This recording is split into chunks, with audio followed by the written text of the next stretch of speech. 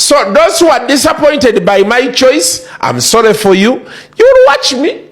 Yes. If you feel it is a very small TV, kasita ngenzi tunajiyimusa netuka ku level gy'oyagala. Yes. Kasuku bana akusasula nasasuddwa emyezi egisookerwako. I was paid handsomely. Yes. So the moment I don't get paid, I don't appear. So don't worry yourself. Kasuku totide. Relax. So I joined Baba TV. I signed that contract 2 weeks ago. The first week of April. Njakuba Friday ya April esooka. Ngenda kuba ntandika okukola. Yes. So you can always tune in. Sawa zijja kubeera 3 ez'okumakya paka sawa 5. So CD Media, Ashani Media, Entertainment Talk, mutambuze video eyo. Yes, Kasuku joined Baba TV every Friday sawa 3 paka 5. Abasidi omusunsu ziri erinnya eryange agaliwo gwe mkutu kwoli the night shift tusimbudde. Kasuku kuku wazabanga agenze maaso okuba nti yakakasa nga bw'omwewuliridde mu bigambo bye. Agamba nti yasasuddwa bulungi era agenda kubanga atandika okubanga adda ku TV nate. Agenda kukoleranga ku Baba TV obusoga bulayire.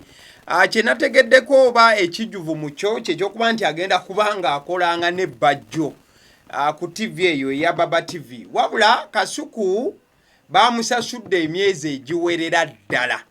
Yes, nga tannabana kubanga atandika kukola.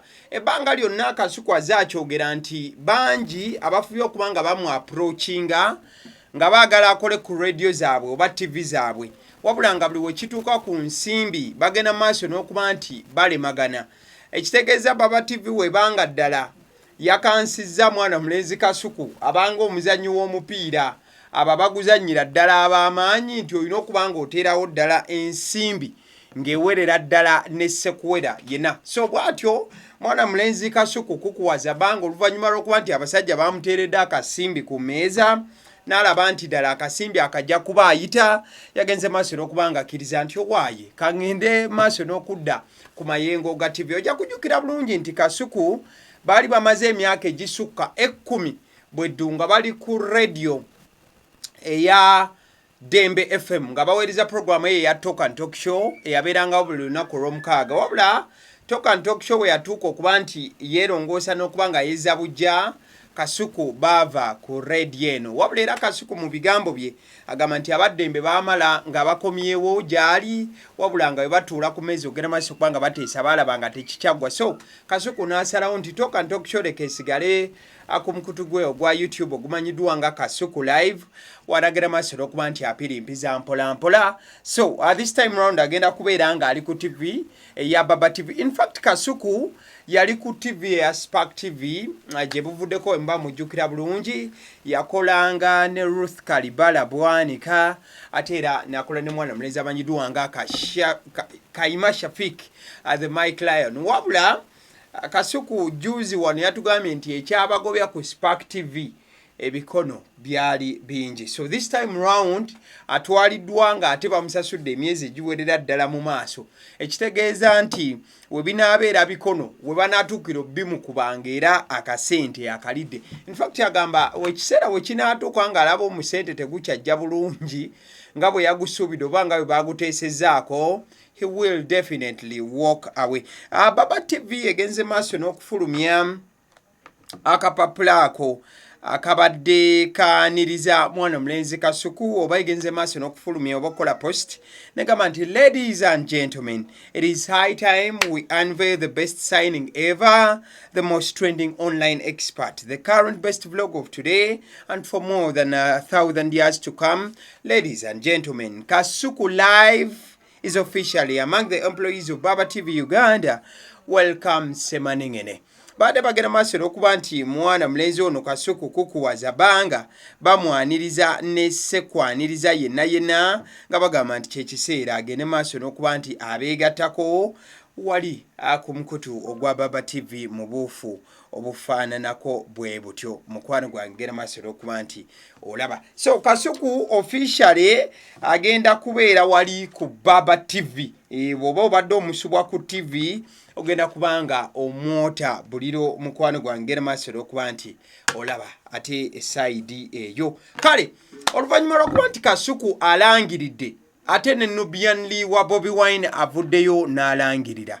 Kati tunagenda wa Nubian owa Bobi Wine njagala okutegeeza ko Ejokuna Farms Company Limited bano bakugamba nti balunzi oba bagenda maaso n'okuba nti bakuguza enkoko gwe omulunzi okuviira ddala ku nkoko ez'olunaku olumu okutuusiza ddala ku nkoko ez'ennaku ziri gye tukoera. Osobola n'okuba ng'oleeta amajigo ne bagaaluza. Yes, ekyo bakikolera ddala mukwano gwange. Balina ebika by'enkoko egy'enjawulo. Balina Rainbow Roosters, kika kya nkoko weekiri awo. Balina Croilers, balina Sasso. Babayita Ejokuna Farms Company Limited. Bano basangibwa nti ndatuuka ku Victory Church kumpi awo wewali Ejokuna Farms Company Limited. Namba y'essimu gy'olaba ku screen yeya Ejokuna Farms Company. Kale mbadde nkugamba nti mwana mulenzi amanyiddwa nga Nubian Lee. Mwana mulenzi amanyiddwa nga Nubian Lee agenze maaso okubanga alangirira mu butongole. Yes, Nubian Lee yalangiridde mu butongole nti agenda kwesimbawo. Yes, Nubian Lee oluvannyuma lw'akabanga nga ali mu kibiina ki National Unity Platform ate nga alwalinga behind ne His Excellency Bobi Wine agamba nti bannange lwaki nange temukimpa ekintu nenkikwatamu. Katusooke tufuulize Nubian Lee tukomewo tumanye ajjawa ayagala ki era biri bitya. Nange nga president watusomooza nga tugamba tuveeyo bwe tuba tulina obusobozi okwesimbawo. Nange ngenda kwesimbawo ku kifo ky'Ennakawa meeya era mbasaba mu kaseera ekabanga katuusenga mundabiranga ddala. Assalamu alaikum wa rahmatullahi wa barakatuh. Omukama abankuumire ate n'omugenzi amuwe ekyomulo eky'emirembe. Mu kuziika okwabaddewo gye buvuddeko Nubian Lee yagukozesezza nga omukisa okulangirira nti agenda kwesimbawo ku kifo eky'ebyobufuzi. Mwana mulenzi Nubian Lee ayagala kubanga yeesimbawo era ekifo ky'ayagala kye kifo ky'obwa meeya. Yes, Nubian Lee ayagala kujja yeesimbewo nga meeya, si meeya wa Kampala. Nubian Lee agenda kwesimbawo saidi awo ez'Ennakawa nga meeya ajjudde. Yes, omukulu Nubian Lee oluvannyuma lw'okulangirira nti agenda kwesimbawo ku bwa meeya. By the way, abatamanyi Nubian Lee ye musajja azze ayimba ne Bobi Wine ebbanga lyonna. Gayo yalina eddoboozi erinyuma ennyo okuwulira. Nga bw'omulaba awo mu bifaananyi eby'enjawulo byolaba ku vidiyo eno. Mwana mulenzi Nubian Lee amanya ge amatuufu ye Buken Ali. Ye Buken Ali oba Ali Buken. Musajja munubbi ebyaddala nga bw'omuwulira we yeeyita Nubian Lee. He is a true Nubian. This time round agamba nti omuziki ngukubye ne His Excellency Bobi Wine okumala akabanga ate era ntambudde naye olugendo lw'ebyobufuzi okuviira ddala wali ekyaddondo mu by election tuto mu parliament tuto okwesimbawo ku bwa president nga ndina omukulu kuviira ddala side eri eza people power ne tutambula ne tujja ate side eno eza ebyobufuzi mu buufu obufaananako bwe butyo. So Nubian Lee bwe yabadde mu kuziika awo nga bwenkulaze yannyonnyodde abaziisi bonna ababadde bazze n'okuba nga bakungubaga n'abagamba nti bannange mbasaba. Bobi Wine yatugamba nti tugwanidde okwenyigiramu we tuba nga tulina obusobozi. Bannange nina obusobozi, ekifo mukimpe. Omanyi Nubian Lee musajja ayogera mu mbeera eyakawolawola bw'aba ayogera ebintu bye tapapapapa ayogera mu ngeri ya slow motion wabula omumanyi bulungi wakwata microphone music afubutukira ddala mu ye. Akafaananyi ako koolaba Nubian Lee ng'ayambadde red n'akataayi aka red n'enkofiira eya red kafaananyi Nubian akataddeyo olunaku lwaleero ku mukutu gwe ogwa Facebook era kataddeko nga profile picture. Banyi ne bagamba nti yes kati nno omusajja wa Katonda alabika ne official picture eya ballot paper naye alabika nga agifunidde ddala oba ekifaananyi ekinaakola mu butongole ng'ekifaananyi eky'okwesimbawo. Mukadde ke kamu bw'obanga otunudde awo ku screen kankufunire ka video. Yes, of course. Akavideo kogera maaso n'okuba nti olaba ku screen akeetalo kafuusa akeetalo mu nkambi ya Nubian. Posta zitandise okukubibwa ebintu ebyo bye bawanika mu buli kitundu bitandise okukubibwa nga bw'olaba awo ebyuma biri mu kwetala okulaba nti bikuba posta ya Nubian era zatandise dde okuba nga zifuluma. Ku posta eno Nubian ataddeko NUP era alaga nti agenda kwesimbawo ku bwa meeya bwa Nakawa division. Ku side eri ataddeko akabonero umbrella aka NUP.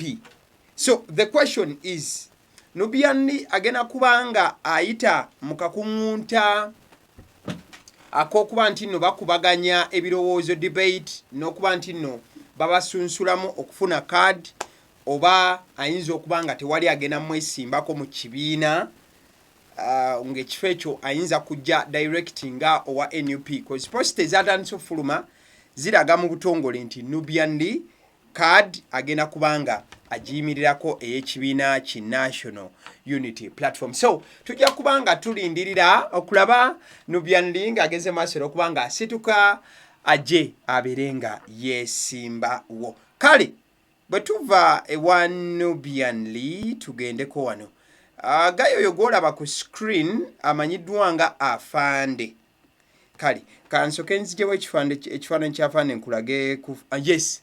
Ekifaananyi ekyo ky'olaba kye kifaananyi kya Tuli Bulala family. Tuli Bulala family eno ebadde family ennene era nga batuzanyidde comedy awooma okuzaama.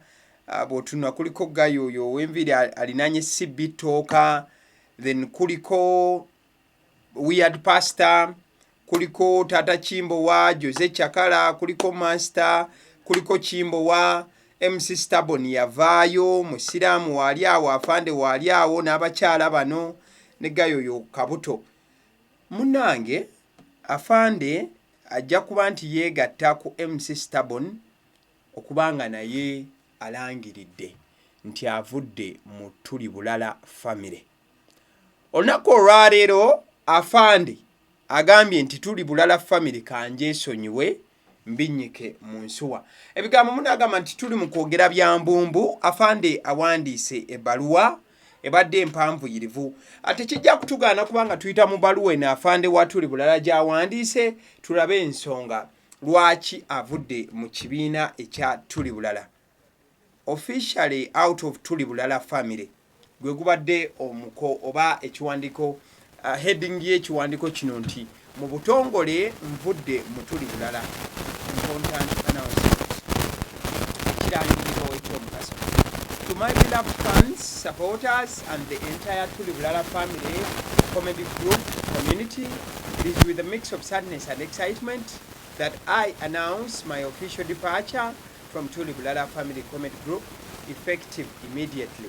This decision was not taken lightly and I'm grateful for the incredible journey we've shared as co-founders. Nagamba nti nno nzijudde ennaku y'amaanyi ate era mukadde ke kamu n'okusanyuka okubagamba nti nvudde mu Tuli Bulala ate kati mbulaga.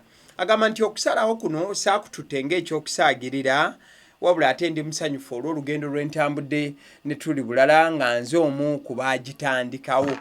We've shared as co-founders. Okay? Unfortunately, ulira ensonga Afande jawa lwaki yayabulidde ekibiina kino.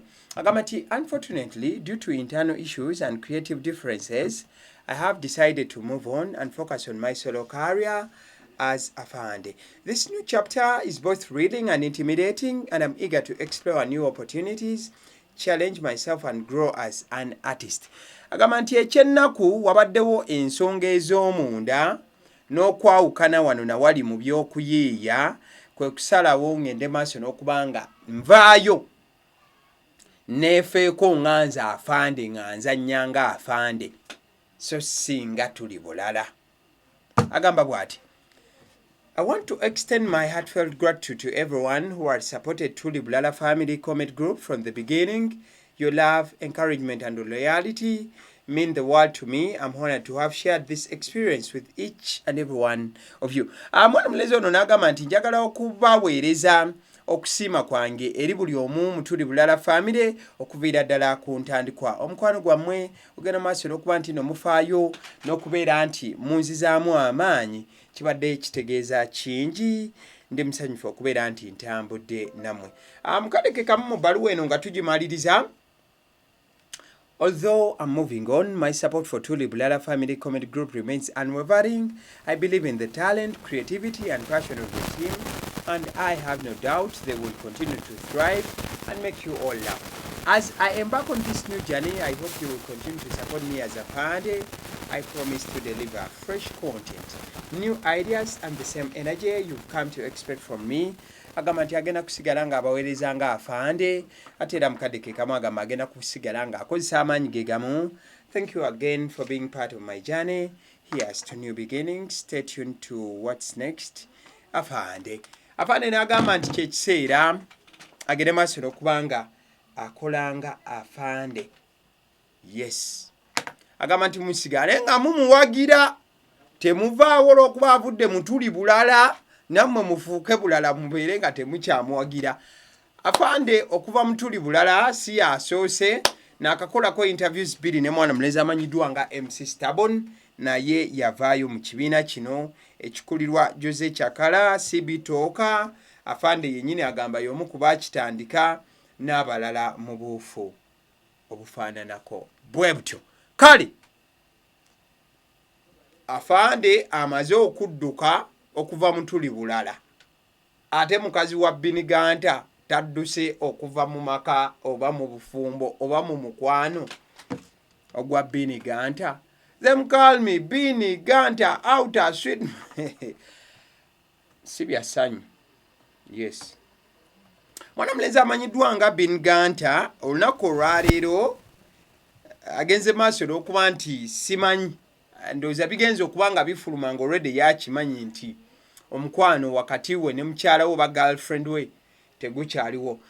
Okubakubirako toki okubazaako emabega omwaka gwali gwa 2024 twali mwezi gwa February. Bennie Gunter oyo yakwatibwa mu Buwalabu eyo gye yali agenze okuba nti apafominga. Mukyala we yayimirira nnyo naye okulaba nti anoonya obwenkanya okakana nga abasajja mu Buwalabu batadde Bennie Gunter n'akomawo okwaffe okwaboobwe. Bennie Gunter kye yakola olw'okusanyuka ennyo olwa mukazi we okuba nti yayimirira naye, Bennie Gunter yafulumya akayimba kamanyiddwa nga Big Love. Era nga it is one of those Bennie Gunter songs ezaalabibwa ennyo.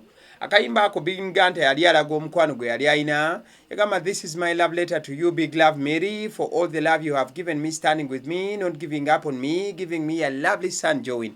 Yebaza mukyala we olw'okuba nti yamwagala nnyo nnyini ddala n'okuba nti amuwa omwana omulungi amanyiddwa nga Join. Being my best friend and family, your big love, you know, to all my fans, friends and family who have showed me continued love through my trying times. Mwana mulezi ono yali alaga nti mukyala we ono ye best friend we ate nga yamuyamba n'amuzaalira n'omwana, ekintu Bennie Gunter kyatatwala nga kyakuzannya. Naye tubadde tuli awo mukyala wa Bennie Gunter n'avaayo n'ekiwandiiko ekyo kyogera basi okubanga olaba ku screen eddakiika eno. Agamba bw'ati, agamba ti public notice to my friends, family and the general public. Teri mikwano gyange, family yange, atera wamu n'abantu ab'olukale mu lujjudde mwenna. I am making this announcement to inform everyone that I am no longer in a romantic relationship with Bennie Gunter. Bawandiikidde okubanga mbategeeza nti sikyali mu mukwano gw'ekimemmete ne mwana mulenzi amanyiddwa nga Bennie Gunter. This decision was made due to irreconcilable differences including disrespect and infidelity. Agamba nti ye nga mukyala wa Bennie Gunter, mwana mwala ono amanyiddwa nga Nikki Berry. Mwana mwala amanyiddwa nga Nikki Berry. Nikki Berry agamba nti ekimutuusizza okuba ng'ayawukana ne Bennie Gunter lwa nsonga ensonga zibadde tebakyasobola kubanga basobola kukwatagana nti baayawukanye olw'ensonga eziteebereka ate agamba nti ne musajja we ebigere bino we baali babikuza tebaabiwumba bulungi nti Bennie Gunter ebigere tebaabiwumbawumba bulungi asaatuuka nnyo like ava nnyo mu mukwano gwe n'anoonyaayo omukwano omulala ebbali including disrespect and infidelity tekitiibwa tamuwa ate nga takombozza balala myeyano bigambo bya Nikki Berry. Nikki Berry muninkini wa Bennie Gunter oba abadde muninkini wa Bennie Gunter agattako n'agamba nti despite our separation we have chosen to co-parent our child and prioritize his well-being nti newankubadde baawukanye nga buli omu bw'atunula ku munne tawulira nti omukwano gusobola okuddamu okusituka wakati waabwe agamba basazeewo okusigala nga balabirira omwana waabwe amanyiddwa nga Joan mu buufu obwo mukyala oba abadde mukyala wa Bennie Gunter agattako I kindly request that Bennie Gunter's fans and supporters refrain from tagging me in his posts or associating me with his personal life. I appreciate your understanding and respect during this time. Thank you, Nikki Berry. Abadde mukyala wa Bennie Gunter agambye okusanga omuwagizi wa Bennie Gunter ng'okwata amannya ge n'otandika obiteekateeka ku posti ze oba okwata posti za Bennie Gunter n'okwata erinnya lya Nikki Berry n'oliteekayo agamba akakamanyiro mukakomye temuddamu kumusembeza yadde okumwekuusa ku Bennie Gunter yadde dakiika emu bannange kati omuntu we mwawukana ng'ate omukwano gwammwe gubadde gwashimemmete nga vidiyo mukoze nnyingi n'ebiringa ebyo ate gwe otuuka butuusi n'ogamba bati temuddamu simanyi Bennie Gunter waasigadde oluvannyuma lw'okuwulira nti omukyala kyannaku Bennie Gunter tunakuwalira wamu naawe kale wakati mu nnaku ennyingi ebifaananyi ebyo byobadde olaba bitambula infact ku vidiyo eno bye bya Nikki Berry ate era mukadeke kamu ne Bennie Gunter kale awe tuvaawo bannange omusajja mulowooza teyakomyewo mu butongole ate nga kati bwe twogerera tasalikako omusale nakomyewo njawonera wano saagala muntu kuŋŋamba Junior genda owone owummule njawummulira ku social media mwana mulenzi ono kwe yeeteeseteese okubanga awummulira agamba nti booda zaalabika kyezaamutuusizaako kyamumaze ojja kuddeeyo mbu Planned Malibu naye booda naawe keeri kuba nze booda yankuba nendaba abazungu baatwala mu ddwaliro nga sitegeera bane muve ku booda nze mbabuulira ojja kuddeeyo nvume bu vampire tiisi goyinza obutawona booda zikuba baana mmwe nawulira obuntu nga buntokota mu lubuto naye gasajjamu aga booda mweddeko laba amannyo gange kati ndi Planned Malibu look at me look at you Tamale Mirundi Junior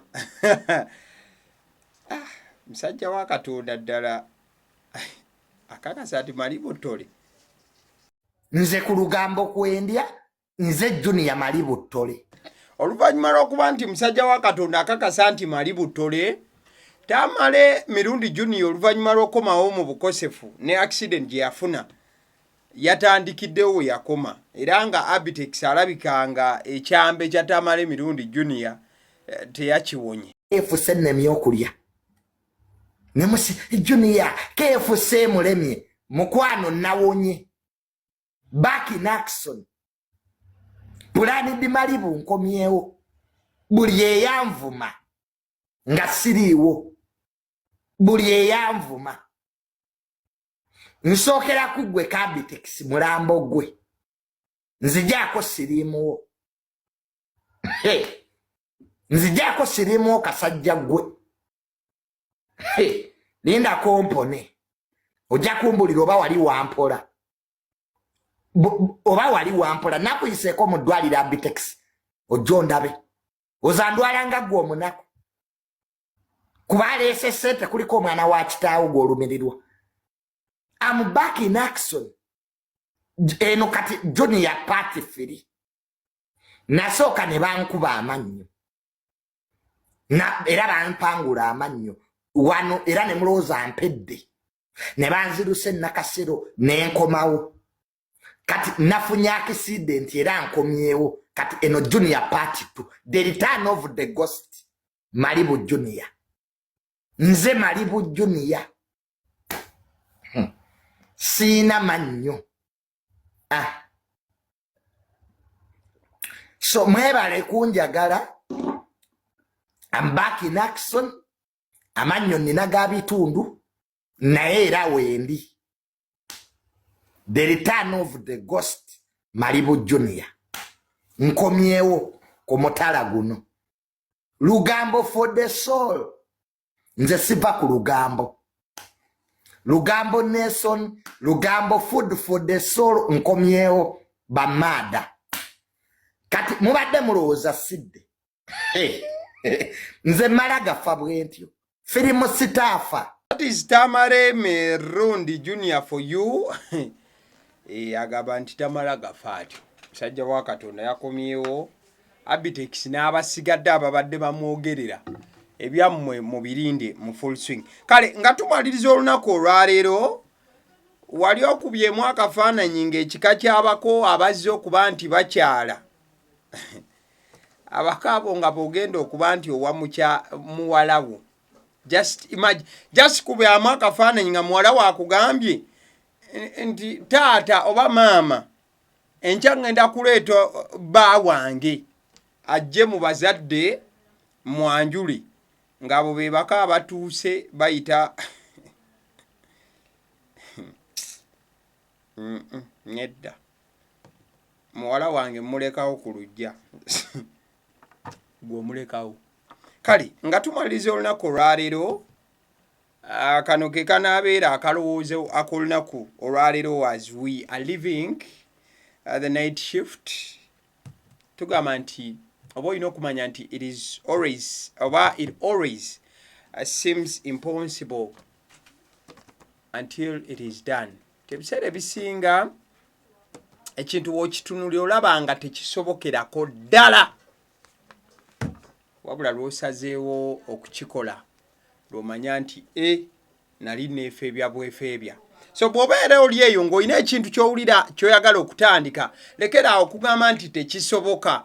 Chikole, kala afadhali soko chikole kisoke kugaana ng'okikoze rather than okubeera just mu mutwe gwo ng'ogamba nti tekisoboka. Okay, that is it. Abasiddi omusonsozi lyerinnya eryange eyagala ogwe mukutu kwe tubeera kwe tugenda maaso okuba nti no tutuuka okubanga tukuweereza ku njegoyigo zawano ku mutimbagano. Genda maaso okuba nti video eno giri likinga. Abasiddi omusonsozi nkiddamu lyerinnya agaliwo gwe mukutu. Thank you so much. Mukama abankuumire mugira mubaayo. Thank you so much. Mwebale.